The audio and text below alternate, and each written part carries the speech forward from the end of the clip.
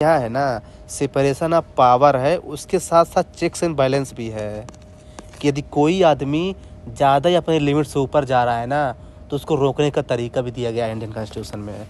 कैसे, मैं बताता हूँ। जैसे मान लीजिए पार्लियामेंट है।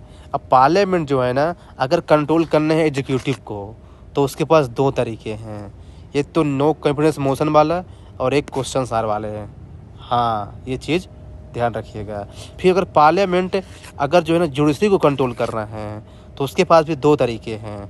या तो जज को हटा सकता है वो, और या तो क्या है ना, कॉन्स्टिट्यूशन में अमेंडमेंट कर देगा। लीजिए, अगर जज ज़्यादा इंटरफेयर कर रहा है किसी अफेयर में, तो लो अमेंडमेंट कर दूंगा कॉन्स्टिट्यूशन में। लीजिए, हमारे पास मेजोरिटी है। हाँ, तो ये भी एक तरीका है। फिर एग्जीक्यूटिव कैसे करेगा लेजिस्लेचर को कंट्रोल। एक तो क्या है ना कि जो आपने बताया कि लोकसभा को डिजॉल्व कर देगा प्रेसिडेंट। लीजिए, चलिए आर्टिकल 85। हाँ, दूसरा तरीका है ऑर्डर्स मेकिंग पावर 123 आर्टिकल। फिर एग्जीक्यूटिव जुडिशरी कैसे कंट्रोल करेगा। अपॉइंटमेंट ऑफ जज जो आपने बताया 124 आर्टिकल, कोलेजियम सिस्टम पर बहुत कम पावर है। एग्जीक्यूटिव कैसे करेगा जुडिशरी कंट्रोल, एक दूसरा तरीका भी है, पार्डनिंग पावर। ये बहुत इंपॉर्टेंट आर्टिकल है 172 ओनली 72। फिर जुडिशरी कैसे कंट्रोल करेगा लेजिस्लेचर को, जुडिशियल रिव्यू आर्टिकल 13। जुडिशरी कैसे कंट्रोल करेगा एग्जीक्यूटिव को, अगेन जुडिशियल रिव्यू भी।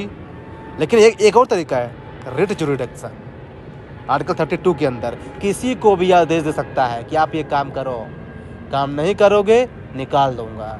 और फिर एक आर्टिकल जो ना पढ़ा ही है 142, कंप्लीट जस्टिस।